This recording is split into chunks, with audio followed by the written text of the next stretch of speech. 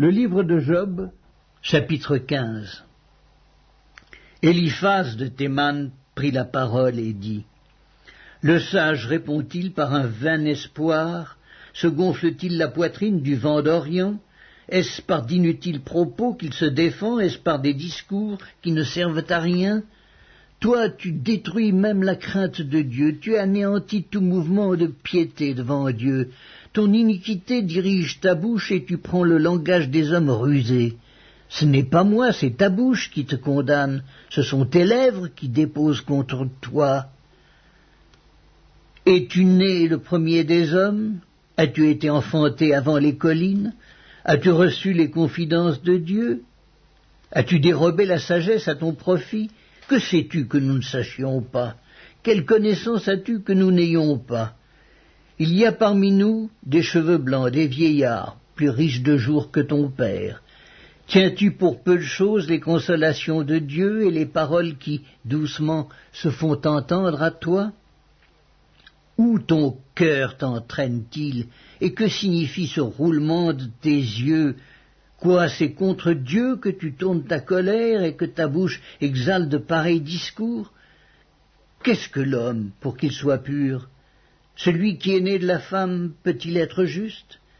Si Dieu n'a pas confiance en ses saints, si les cieux ne sont pas purs devant lui, combien moins l'être abominable et pervers, l'homme qui boit l'iniquité comme l'eau?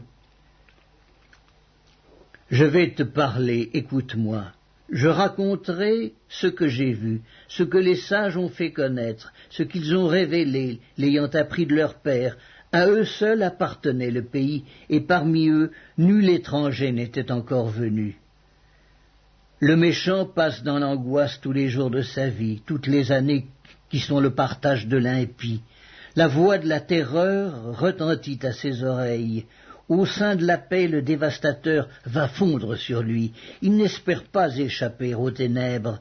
Il voit l'épée qui le menace. Il court çà et là pour chercher du pain. Il sait que le jour des ténèbres l'attend. La détresse et l'angoisse l'épouvantent.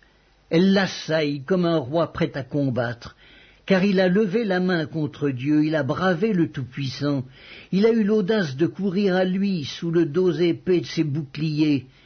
Il avait le visage couvert de graisse, les flancs chargés d'embonpoint, et il habite des villes détruites, des maisons abandonnées, sur le point de tomber en ruine. Il ne s'enrichira plus, sa fortune ne se relèvera pas, sa prospérité ne s'étendra plus sur la terre.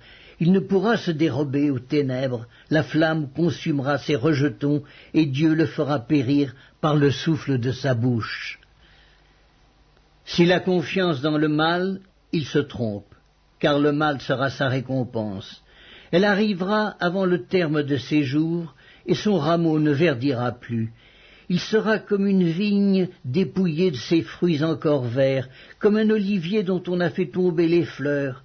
La maison de l'impie deviendra stérile, et le feu dévorera la tente de l'homme corrompu. Il conçoit le mal, et il enfante le mal. Il mûrit dans son sein des fruits qui le trompent.